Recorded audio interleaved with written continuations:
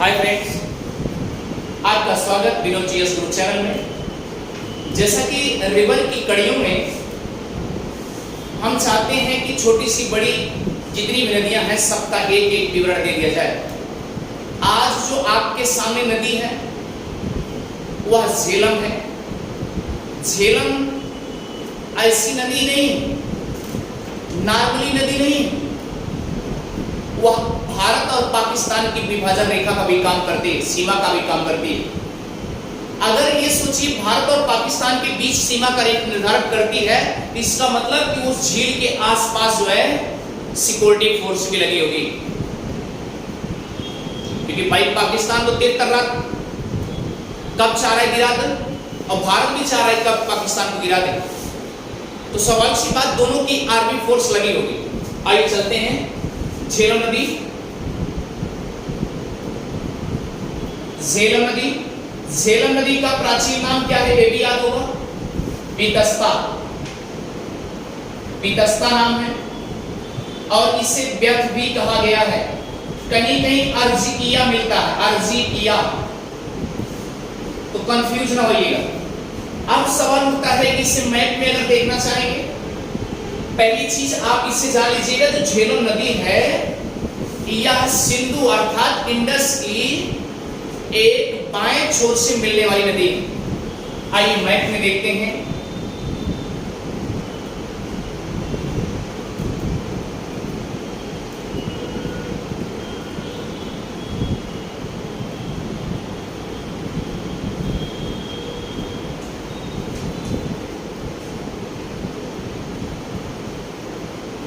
चलिए आइए देखते हैं, मैप आपके सामने रखा गया है। ये याद रखना, यहां पर आपको पीर पंजाल की श्रेणियां मिलेंगी। कौन सी श्रेणियां मिलेंगी? पीर पंजाल की श्रेणी मिलेगी।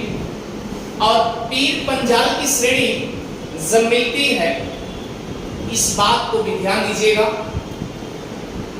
ये पीर पंजाल से पदस्थली से, पदस्थली मतलब कि यानी पर्वत का जो यानी बेस आधार होता है, वहां उस बेस आधार पर आप मान लीजिए वो पदस्थली होती है।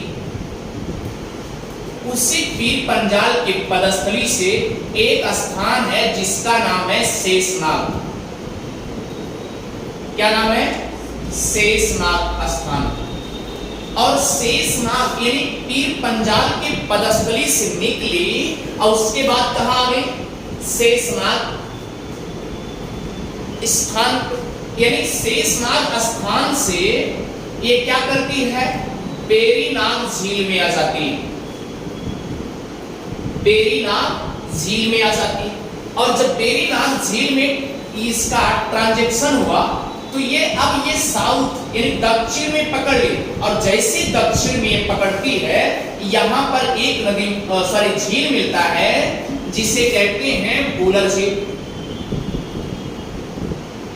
अब आप सोचिए, बूलर झील है यानी कि जो भी हिमालयों से, ग्लेशियर से, किसी पर्वत श्रृंखला से अगर कोई नदी निकलेगी तो अपने आप ये समझिएगा कि वह लगभग जो हिमालयों से पानी आएगा वह मीठा होगा।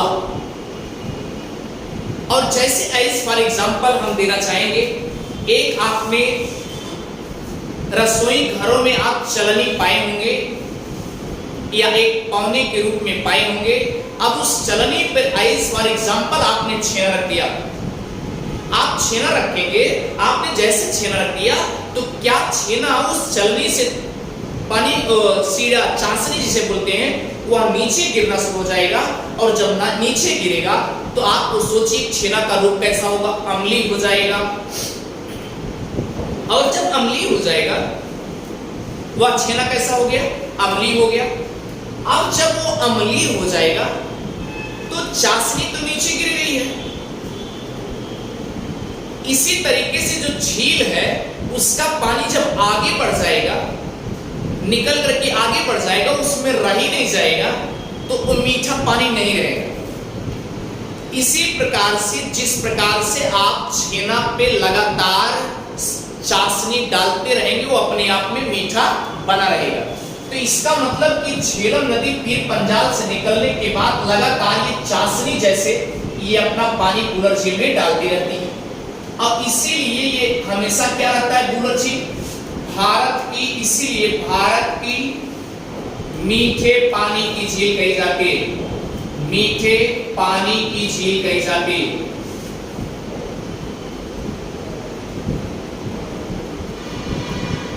अगर आपसे पूछा जाए भारत की मीठे पानी की झील कौन सी है तो बुलर झील। अब ये सोचिए लगातार उस पे पानी आ रहा है, अगर लगातार पानी आ रहा है, मीठा पानी बना हुआ है और छीने के रूप में मैं क्या किया उस पे पानी बराबर चाशनी के रूप में डालता रहा, वह क्या होता रहा ताजा होता रहा। तो सेम कंडीशन जो मीठा पानी है वो अपने आप ताजा बना रहे नहीं। इसका मतलब कि जो बुलर झील की मीठे पानी की झील है, मीठे पानी की झील है, वह क्या है ताजे पानी की भी झील है। इतनी बात तो समझ में आ गई। यानी कि जो बुलर झील है भारत की मीठे पानी की झील है और मीठे पानी के साथ साथ क्या है ताजे पानी की झील है। इतनी बात तो अच्छे से पकड़ में आ गई होगी। अब आइए चलते हैं, ये आगे बढ़ती है तो यहाँ आपको एग्जैक्ट लोकेशन मिलता है श्रीनगर का। यानी कि जम्मू कश्मीर की राजधानी क्या है श्रीनगर। इसी झेलम नदी के पास में आपको श्रीनगर शहर अवस्थित है। अच्छा श्रीनगर शहर अवस्थित। तो अगर आपसे पूछ लिया जाए कि श्रीनगर शहर किस नदी के तट पे अवस्थित है तो झेलम नदी के तट पे अवस्थित है। अच्छा झेलम नदी के तट पे अवस्थित है, क्लियर हो चुका है। अब ये देखिए आगे जैसे बढ़ती है फिर यहां आपको बारामूला मिलता है, एक स्थान मिलेगा बारामूला। अब बारामूला से ये साउथ में एंट्री कर जाती है। जैसे साउथ में एंट्री करती है तो याद रखिएगा साउथ में एंट्री करने के बाद यहां जहां लोकेशन एग्जैक्ट आएगा आपको यहां मिलेगा अनंतनाग मिलेगा। क्या मिलेगा अनंतनाग। ये भी ध्यान दीजिएगा, ये मिलेगा, ये बारामूला है, उसके बाद क्या है अनंतनाग। यहां नदी जो है धीरे धीरे उतरना शुरू करती है, नीचे धीरे धीरे आती है। और जब धीरे धीरे आती है आप ये सोचिए कोई नदी अगर स्पीड से चलेगी, आप इतना न लगाइए, कोई नदी अगर स्पीड से चलेगी तो स्वाभाविक सी बात वो नदी कोई नाव चलेगी तो नैया को ऊबड़ खाबड़ ले जाके कहीं कहीं ढकेल देगी, गर्त में भी डाल सकती है। इसका मतलब कि धीरे धीरे अगर कोई नदी चल रही, नदी का पानी चल रहा है तो उसमें नाव को खेना भी आसान हो जाता है। क्लियर है। तो याद रखना बारामूला से अनंतनाग तक यह क्या करती है नौका गम का काम करती है। यानी कि यहाँ पर नाव बहुत ज्यादा चलती है। उसके बाद फिर ये एंट्री करती है, ये डायरेक्ट जाके जम्मू कश्मीर के बाहर, ये जम्मू कश्मीर और पाकिस्तान के बॉर्डर पर मिल जाती है। जैसे यहां मिली तो इसको बोलते हैं मुजफ्फराबाद। क्या बोलते हैं मुजफ्फराबाद। अब मुजफ्फराबाद पहले ये कंडीशन इतना जान लीजिए आप, सवाल इसका नहीं है, सवाल ये है कि ये झेलम नदी तो आज हम चर्चित में कहते चले आए कि ये झेलम नदी क्या करती है, इसे हम झेलम नदी के नाम से जानते हैं। लेकिन याद रखना जो जम्मू कश्मीर वाले हैं इस झेलम नदी को झेलम नदी नहीं कहते, बल्कि इसको क्या कहते हैं व्यर्थ नाम से कहते हैं। क्या नाम कहते हैं व्यर्थ। इसका नाम क्या बोल देते हैं व्यर्थ बोल देते हैं। तो इस चीज को याद रखिएगा, यह इस नदी का एक दूसरे उपनाम के रूप में व्यर्थ नाम से जाना जाता है। व्यर्थ हो गया। अब ये अब यहाँ मुजफ्फराबाद यानी झेलम नदी ये जम्मू कश्मीर में टोटल व्यर्थ के नाम से जानी जाती है। मुजफ्फराबाद से जैसे जैसे ये बॉर्डर आया है भारत और पाकिस्तान की सीमा रेखा, यानी कि यहाँ मंगला तक आप याद रखिए, ये है आपका लोकेशन मंगला। क्या है मंगला है, ध्यान दीजिएगा, एक क्या है मंगला है। यहां तक ये नदी बॉर्डर का काम करती है।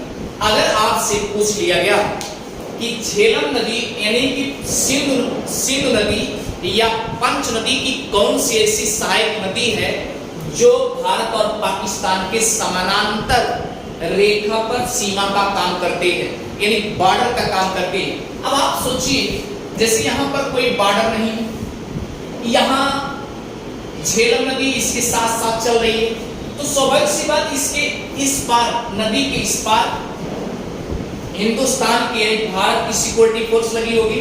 अब इधर क्या लगी होगी, आपको अंदाजा है, पाकिस्तान की सिक्योरिटी फोर्स लगी होगी। तो ये मंगला तक क्या करती है, भारत यानी मुजफ्फराबाद से मंगला तक ये बॉर्डर का काम करती है। अब उसके बाद जब यहां से निकलती है, आगे ध्यान दीजिएगा, यहां चिनाव में